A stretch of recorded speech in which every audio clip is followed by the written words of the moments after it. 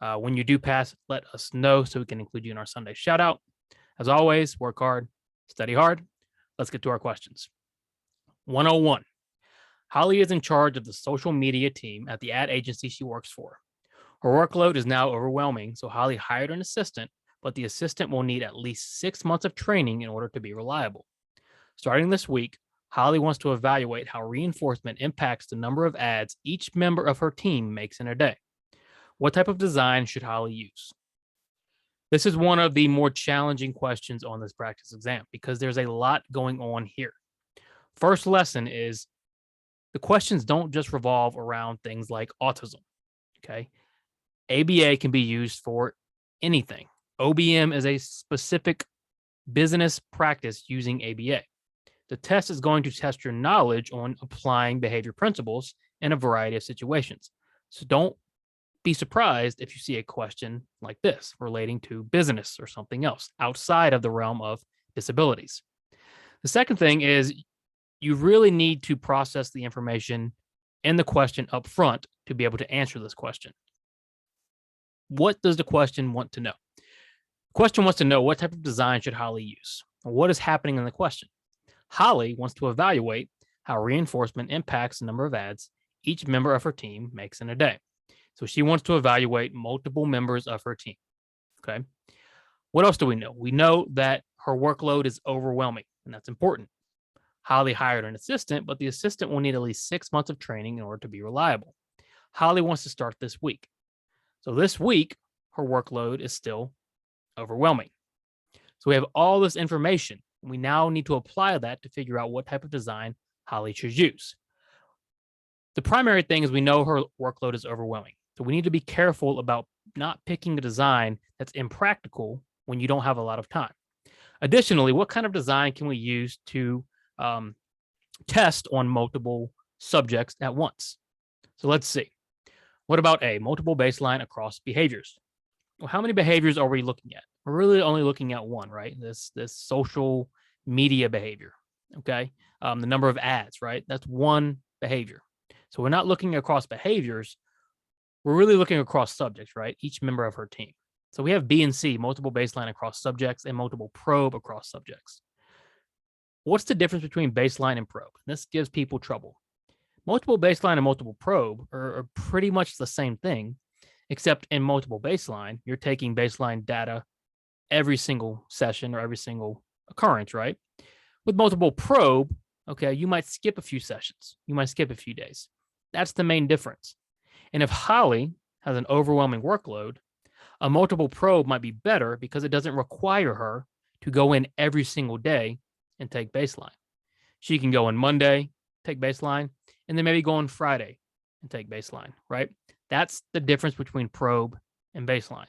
Multiple probe is going to be easier given Holly's overwhelming schedule. Now, what about a withdrawal design? Well, a withdrawal design could potentially work, okay? It might just be a lot slower, right? Because we're going individually and we're going to have to implement withdrawal from each member of the team instead of just putting them in a multiple probe design, right?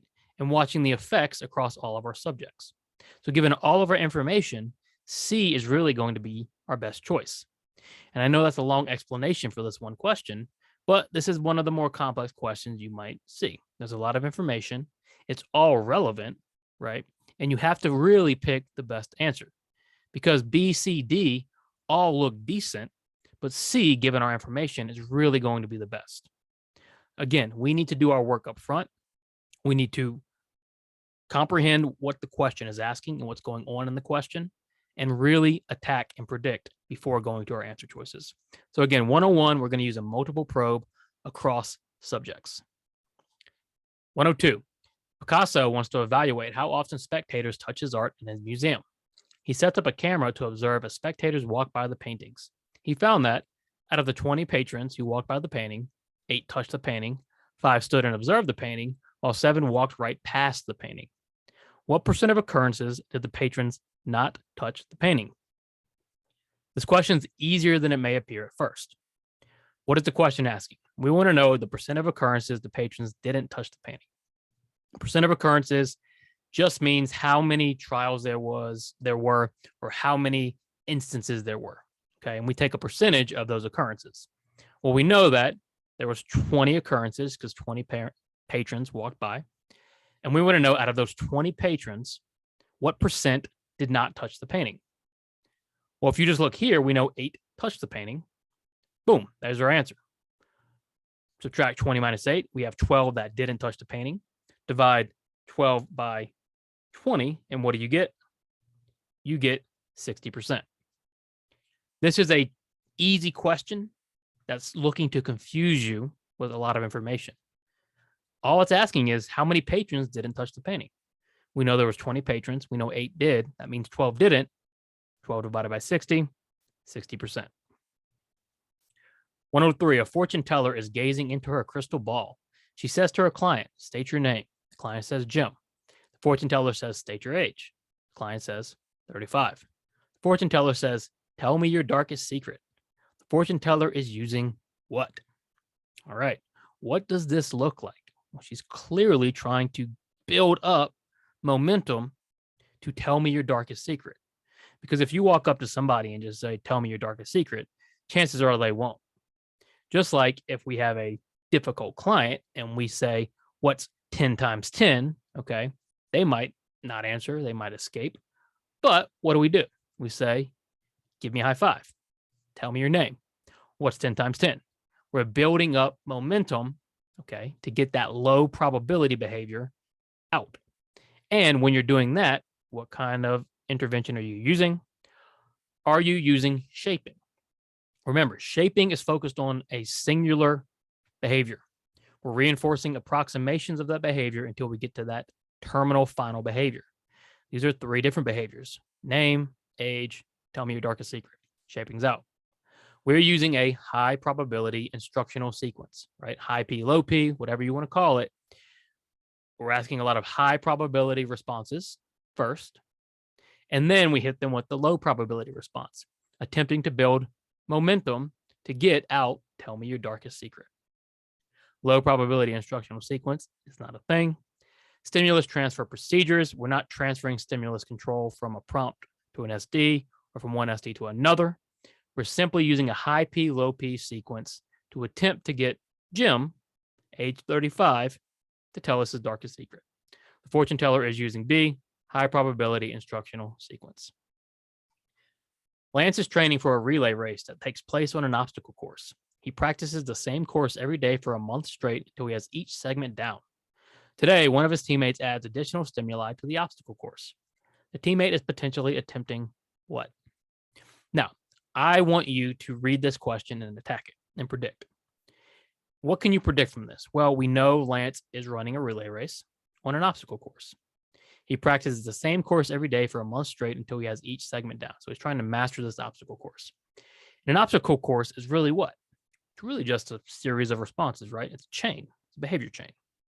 His teammate is coming in the middle of this chain, adding stimuli, right? Attempting to throw them off. If you have a chain and you add a stimuli to the chain or you alter the chain in some manner, what are you doing? Are you forward chaining? Well, we have no idea what type of chaining they used. We don't talk about reinforcement in this question.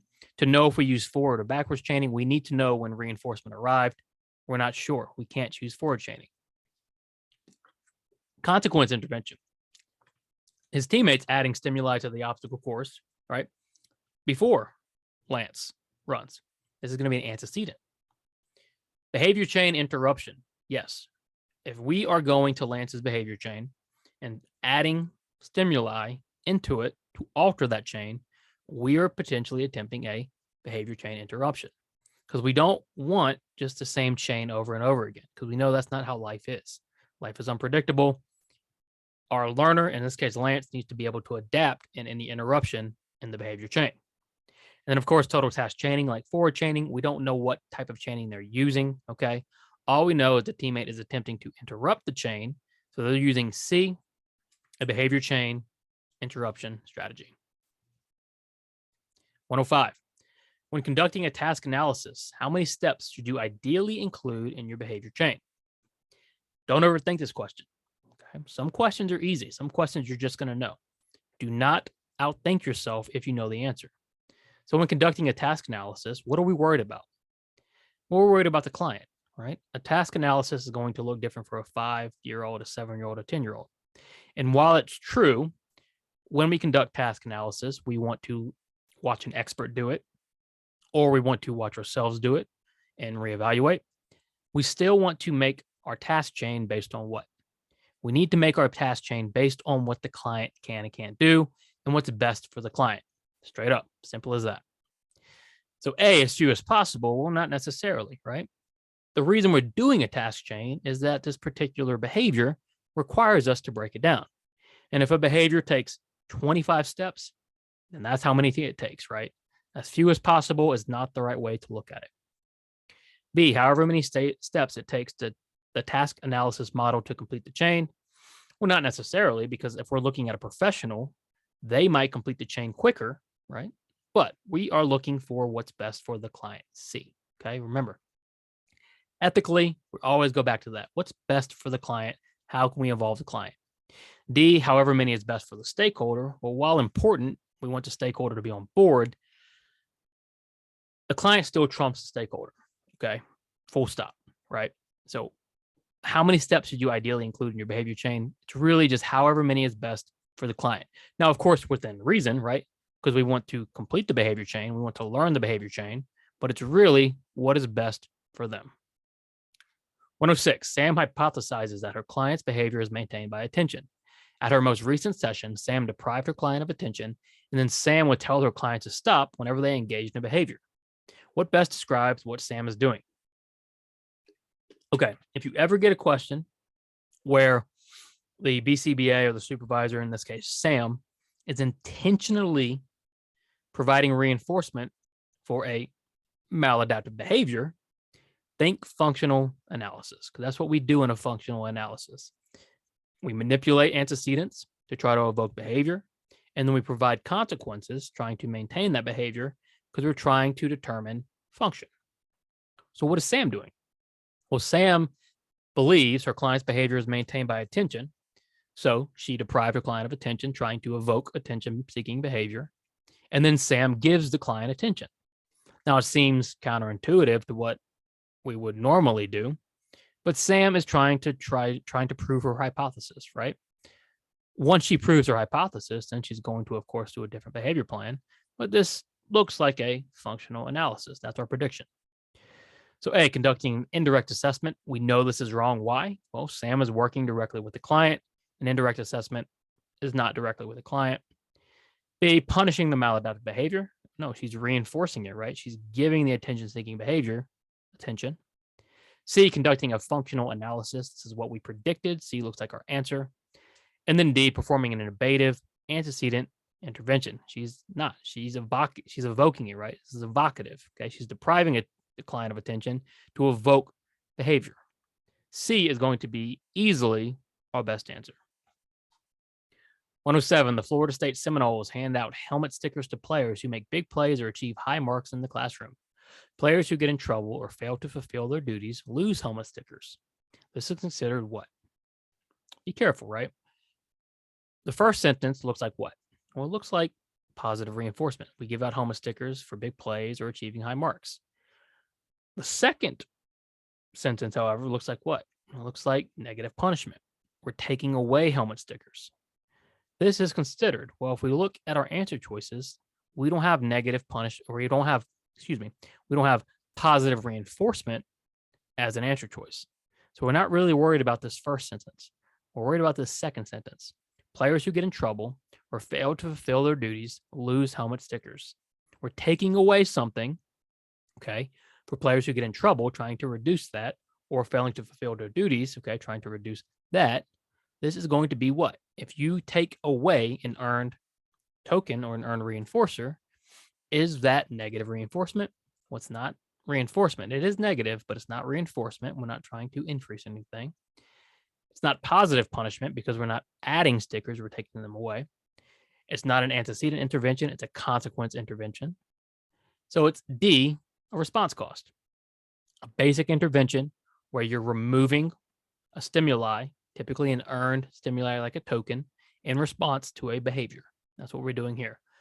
Players who get in trouble or fail to fulfill their duties lose helmet stickers is considered response cost. 108. Direct assessments like narrative ABC recording and event recording are best used to do what? Okay, kind of a tricky, wordy question, right?